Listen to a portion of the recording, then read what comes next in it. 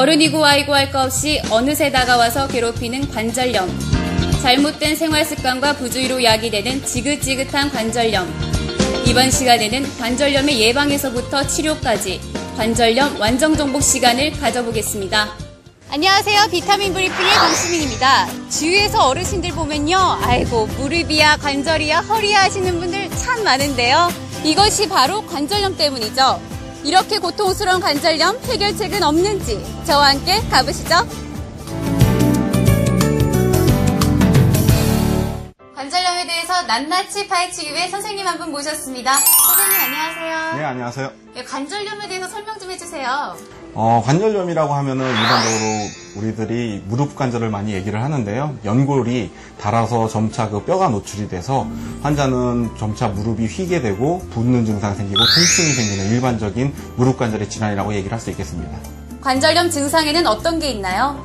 초기에는 단순히 무릎이 시큰거리다는 증상과 그다음에 무릎이 약간 부을 수 있는 증상이 있겠고, 중기에는 무릎 관절 자체의 변형이 오기 시작합니다. 안쪽으로 휘는 O자형 다리와 같은 휘는 그 증상이 나타날 수 있고, 말기에는 환자 통증이 심해서 점차 걷지 못하고 절개되는 증상까지 다양한 증상을 나타나게 되겠습니다. 관절 연골 재생이라고 제가 처음 들어보는데 설명 좀 해주세요.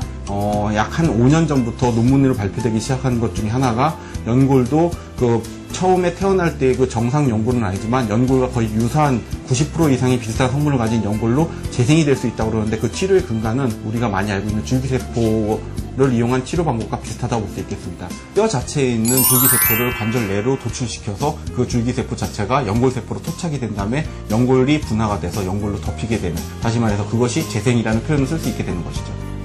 그러면 수술 방법에 대해서 자세히 설명 좀 해주세요. 초기에는 일반적으로 관절이 변형이 오지 않았고 단순히 환자의 증상, 초기 증상만 있을 경우에는 약물적인 치료나 그다음에 슬관절 자체의 근육 강화 운동 등을 통해서 관절을 건강하게 해주는 방법이 있겠고요. 중기 이상부터는 연골이 닳기 시작하다는 것을 나타내는데, 그럴 때는 일반적으로 가장 간단하게는 관절 내시경을 이용해서 관절의 연골을 재생시키는 방법, 또는 말기 관절염에서 치료 방법은 닳아버린 연골 자체를 사용할 수가 없기 때문에 그 닳아버린 연골을 깎아내버리고 그 안에다가 그 인공관절이라고 하는 물질을 집어넣어서 관절을 정상 관절 형태로 만들어주는데, 특히 맞춤형 인공관절을 이용하는 것이 요즘 환자가 가장 수술 후에 걷고 활동을 하는데 편하다고 되어 있습니다. 그럼 맞춤형 인공관절이 도대체 뭔가요? 지금의 맞춤형 인공관절이라고 하면은 환자의 여러 가지 다양한 무릎의 모양이나 관절염이 다른 양상, 또 환자의 성별 또는 나이에 따라서 그 환자에게 가장 적절한 모양의 인공관절 모양을 찾아서 그 환자에게 시술해준 수술을 얘기를 합니다. 그럼 관절염 예방법에는 뭐가 있을까요? 가장 중요한 것은 체중 관리라고 볼 수 있겠습니다. 배가 나오시고 체중이 과다하게 느는 경우엔 그것이 기계적인 하중에 과도한 하중이 작용하게 되니까 연골이 쉽게 닳게 되겠죠. 그래서 체중 관리를 하시는 게 가장 중요하다고 보겠고요. 다음에 우리나라 사람들이 특히 관절염이 많은 이유 중에 하나가 생활습관이거든요. 땅바닥에 쭈그리고 앉거나, 다음에 좌식 변기를 사용하거나, 이런 거로 인해 가지고 무릎 하중에 무리가 가는 거, 이런 것들이 가장 큰 관절염의 원인이라고 볼 수 있겠습니다. 그래서 관절염이 올 수 있는 걸 예방할 수 있는 가장 중요한 방법은 일단은 무릎 관절 주변의 근육을 강화시키는 운동이 제일 중요하다고 볼 수 있겠습니다. 두 번째는 관절염의 원인이 될 수 있는 과다한 체중이나 비만 등을 갖다 예방하는 방법이 가장 중요하겠습니다. 그 외에는 보조적으로 관절 연골에 도움이 되는 약재들이나 식품들을 이용해서 관절염을 예방할 수 있겠습니다.